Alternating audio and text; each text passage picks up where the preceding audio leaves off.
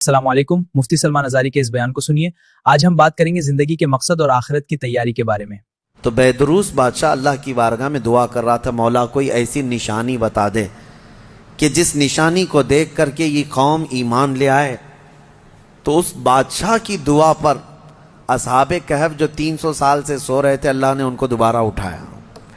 وہ اٹھے، انہوں نے آپس میں ایک دوسرے کو سوال کیا کہ ہم کتنے دن کب سے یہاں سو رہے ہیں؟ کسی ساتھی نے کہا صبح آئے تھے، دوپہر ہو گئی ہے۔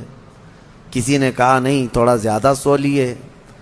بعد میں پھر انہوں نے اپنی نشانیاں دیکھی، ناخن بہت بڑے، بال الگ سے دکھ رہے ہیں۔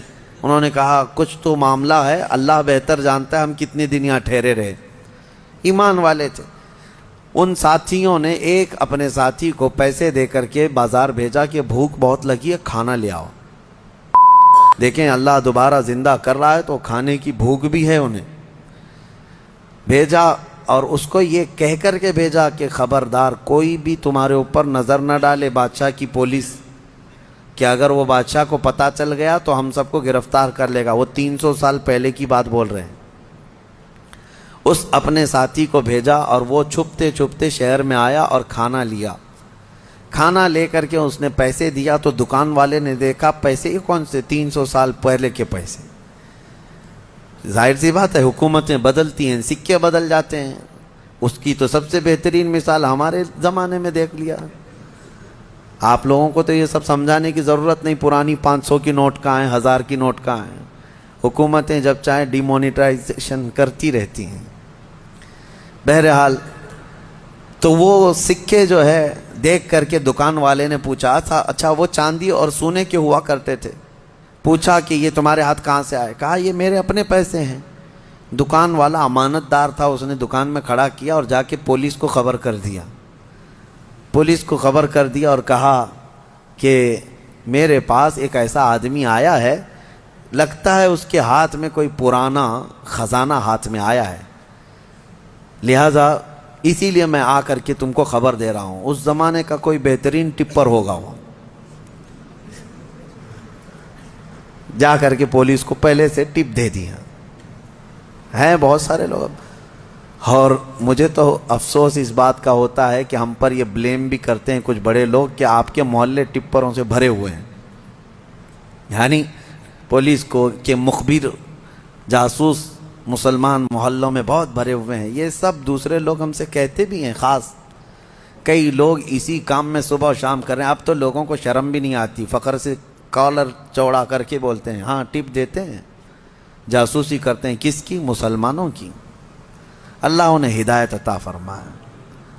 تو وہ بیچارہ دکان والا پولیس کو جو جا کر کے خبر کر دیا، پولیس پوری آ گئی بادشاہ کی، لیکن کون سے؟ اب کے بادشاہ کی، بہدروس کی۔ یہ اصحاب کہف میں سے جو لے کے کھانا لینے آئے تھے ان کو پکڑ لیا، کہا کہ تمہارے پاس یہ پیسے کہاں سے آئے؟ کہا یہ میرے اپنے پیسے ہیں، میرے اور بھی ساتھی وہاں انتظار کر رہے ہیں۔ بادشاہ کے سامنے لے کر کے حاضری پیشی کر دی پولیس نے۔ بادشاہ نے پوچھا یہ کیا ہے، کہاں سے آئے ہو؟ انہوں نے اپنا واقعہ بتایا۔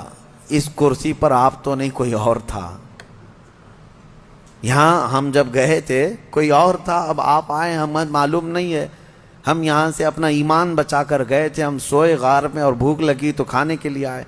بہدروس کو معلوم تھا کہ ایک دقیانوس بادشاہ کے ظلم سے کچھ لوگ شہر چھوڑ کر گئے تھے اور ان کے غار پر دیوار بنا کر ان کی قبر بنا دی گئی تھی۔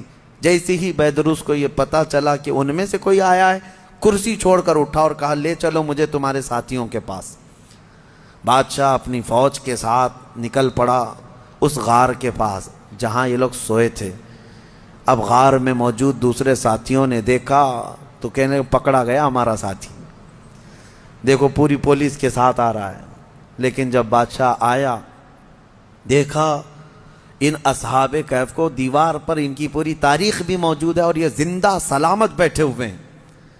سارے بادشاہ کے ساتھ پوری قوم جتنی تھی سب کے سب اللہ کی بارگاہ میں سجدے میں گر گئے کہ ہم ایمان لاتے ہیں مولا تو قادر مطلق ہے۔ 300 سال کی نیند کے بعد کسی بھی انسان کو جب اٹھا سکتا ہے تو مرے ہوئے راکھ میں گئے ہوئے انسان کو بھی اٹھانے پر اللہ تو قدرت رکھتا ہے۔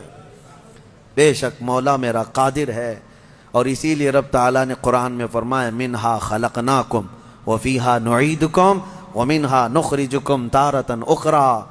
پتہ ہے یہ ہم دعا کہاں پڑھتے ہیں؟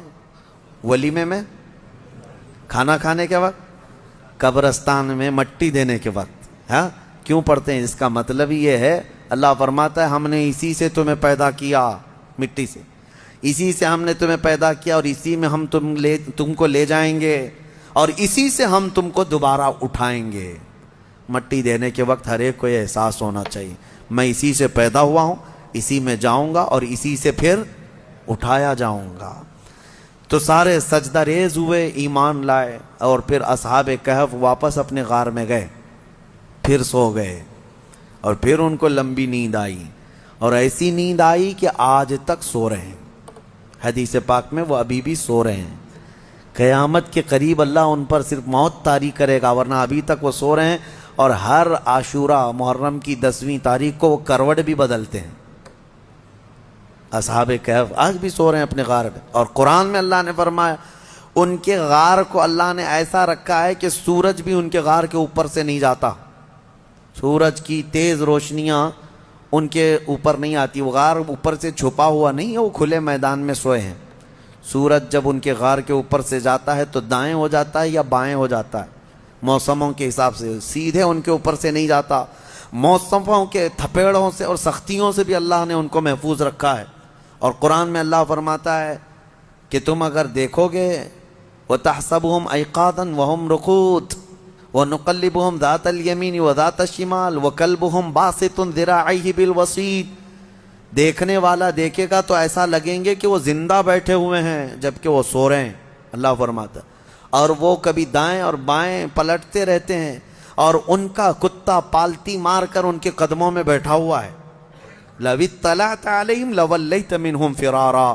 اللہ فرما رہا ہے اگر تم دیکھنے کی کوشش کرو گے، پیٹ پھیر کر کے بھاگ جاؤ گے، تمہارے اوپر اللہ ایسا رعب ڈالے گا، کوئی دیکھ نہیں سکے گا، کوئی دیکھ نہیں۔ اب جارڈن میں ایک جگہ اصحاب کہف کا غار کہہ کر کے بتایا جاتا ہے، اور لوگ اندر گھس کے دیکھ کے بھی آتے ہیں، ویڈیو بھی کر کے آتے ہیں، لیکن قرآن کے اعتبار سے مجھے نہیں لگتا، یہ پتہ نہیں جا کر ہڈیوں کے ویڈیو بنا کر کے لاتے ہیں، اور انٹرنیٹ پہ بھی بہت سارے ویڈیو پڑے ہیں، اصحاب کہف کا غار، اصحاب کہف کا غار۔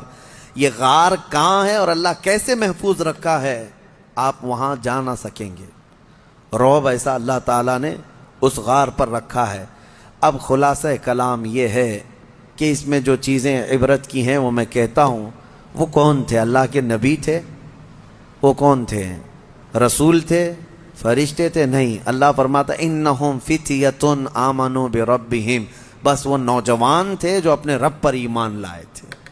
اگر نوجوان مضبوط ایمان لائیں، مولا صدیوں تک ان کی حفاظت فرماتا ہے۔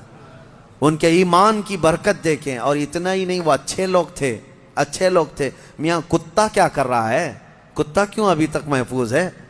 اور بلکہ بعض روایات میں ہے جانوروں کو تو قیامت کے دن ختم کر دیا جائے گا، ان کا معدوم کر دیے جائیں گے، یہ ان کے لیے جنت دوزخ نہیں ہے، لیکن اصحاب کہف کا کتا جنت میں جائے گا، کتا بھی جنت میں جائے گا۔ اس کی وجہ یہ ہے، فرمایا کہ کتا جنت میں جا رہا ہے، وجہ یہ ہے کہ اللہ والوں کے دامن سے لگا ہوا ہے، اللہ والوں کے ساتھ بیٹھا ہوا ہے۔ تو میں یہ پوچھتا ہوں، اللہ والے نیک بندوں کی معیت میں، صحبت میں رہ کر کتا جنت میں جا سکتا ہے، تو تم امت محمدیہ اگر غوث پاک کی نسبت حاصل کرو، غریب نواز کی نسبت حاصل کرو، تو کیا اللہ تعالیٰ ان کے ساتھ تمہیں محشر میں جنت نہیں عطا کرے گا؟ اسی لیے بریلی کے امام نے اپنی نسبت پہ یوں فخر کیا تھا، اے سرکار غوث تجھ سے در، در سے سگ، اور سگ سے ہے مجھ کو نسبت، میری گردن میں بھی ہے دور کا ڈورا تیرا، اس نشانی کے جو سگ ہیں نہیں مارے جاتے۔ ہاں، جن کتوں کے گلے میں پٹا ہوتا ہے ان کو میونسپلٹی والے نہیں اٹھاتے ہیں، کیوں؟ وہ نشانی ہے کہ یہ کسی مالک کا کتا ہے۔ آوارہ جو ہے اسے انجیکشن مار کے چلے جاتے ہیں، ہاں، جو آوارہ کتا بھونکتے رہتے ہیں ان کو انجیکشن مارتے ہیں یا لے جا کر کے کہیں ویرانے میں چھوڑ دیتے ہیں۔ آپ کے یہاں میونسپلٹی کی گاڑی اب آتی ہے نہیں آتی پتہ نہیں، لیکن دیکھو بیلٹ والے کتے کو کوئی پکڑ کے دکھائے، ارے اب تو کتوں کے لیے بڑے قانون بنے ہوئے ہیں، ہمارے ہاں تو چھوڑیں، باہر ملکوں میں تو انسانوں سے زیادہ اہمیت جو ہے نا کتوں کے لیے ہے. ان کے لیے بہت اعلیٰ قسم کے قانون بنے، پارلیمنٹ میں بل پاس ہوئے ہیں کتوں کے لیے، جاپان وغیرہ میں. ہاں کتے کو کچھ نہیں کہہ سکتے آپ. بلکہ ایک آدمی نے کیس کیا کسی کے اوپر کہ اس نے میرے ٹامی کو کتا کہا، اس نے حقارت سے کتا کہا. یہ ڈیفیمیشن کا کیس، مان ہانی. جیسے ابھی پرائم منسٹر کو کسی نے کہا تو وہ اپنے حد کے عزت کا کیس کر لیے، اس طرح کتے والے نے کیس کیا کہ مجھ کو کتا کہا. اس کو کتا نہیں کہنا چاہیے بلکہ پاکیزہ اخلاق والا. ہاں بہت خوبصورت یہ القاب سے کہا جائے، یہ کتوں کے لیے بنے ہوئے ہیں. میں یہ کہہ رہا ہوں میرے عزیزو، بات یہ ہے کہ اگر کتا نسبت حاصل کر لے تو وہ اصحاب کہف کے ساتھ جنت میں جاتا ہے. تو اعلیٰ حضرت فاضل بریلوی نے یہی فرمایا، اس نشانی کے جو سگ ہیں نہیں مارے جاتے، حشر تک میرے گلے میں رہے یا غوث پٹا تیرا. حشر تک میرے گلے میں رہے پٹا تیرا. اللہ تعالیٰ ان اولیاء کی نسبت ہمارے گردنوں میں قائم و دائم رکھے.